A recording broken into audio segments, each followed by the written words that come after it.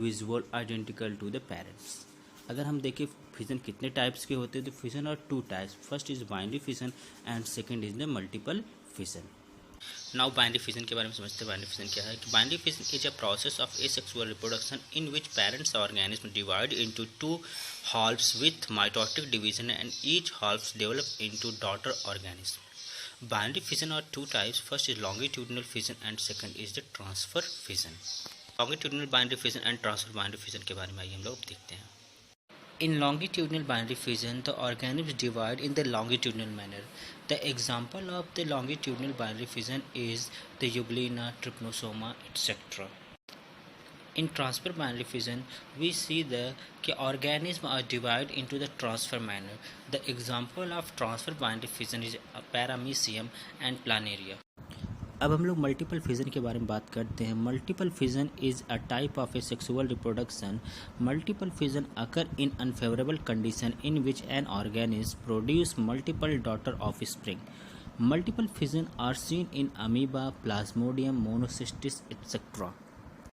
After fission, next type of asexual reproduction is the budding. In budding, we see a daughter individual is formed from a small outgrowth of parent body. The example of budding are seen in yeast and hydra. इस figure के through हम आपको budding in east and budding in hydra आपको समझाने की कोशिश कर रहे हैं। जैसा कि आप लोग देख रहे हैं कि पेरेंट्स बॉडी ऑफ हाइड्रा और पेरेंट्स बॉडी ऑफ ईस्ट में सबसे पहले एक छोटा सा बड का डेवलपमेंट शुरू होता है।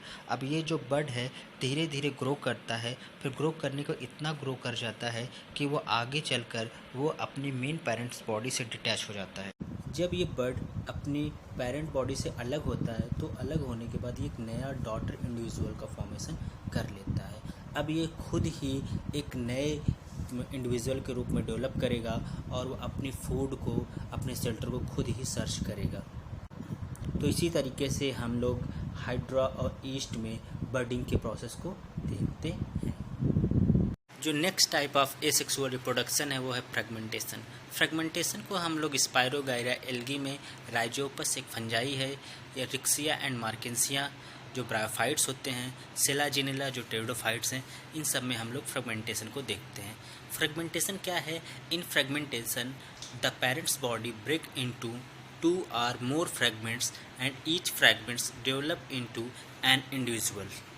फ्रेगमेंटेशन के बाद जो नेक्स्ट टाइप का एसेक्सुअल रिप्रोडक्शन होता है वो है regeneration. Regeneration was first discovered in hydra by Abraham Trembley 1740. The regeneration are two types. First is morpholepsis and second one is epimorphosis. In morpholepsis, the whole body grow from a small fragments, and morpholepsis is a type of asexual reproduction which is found in sponges, hydras, planaria, etc. While in epimorphosis, the only last body parts are regrow. Example, when a